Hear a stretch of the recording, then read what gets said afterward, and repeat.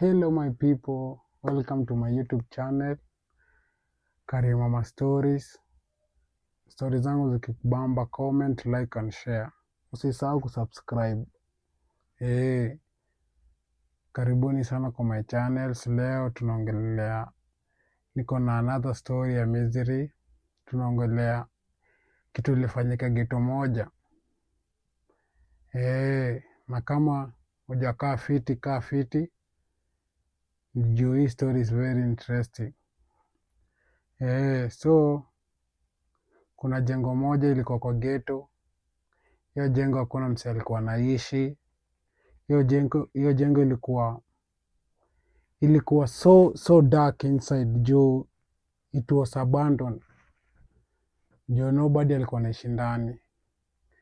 So watu wa ghetto walileta more stories about that jengo, hiyo building.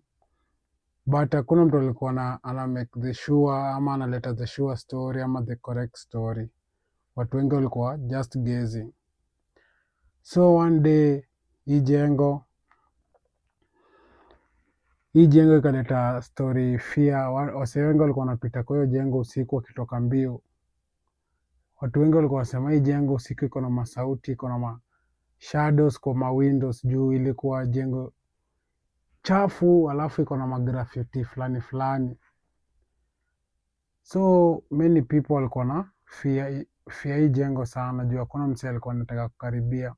Mpaka wazazi walikataza watoto wao kukaribia hiyo jengo.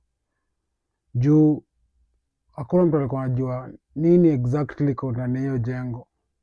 Juu kitambo wasee walikuwa wanaishi tu poa kwa hiyo jengo. But all of a sudden ikakuwa haina msee ndani. So story ya leo tunaongelea hii jengo inaitwa Denmark. Hii is a true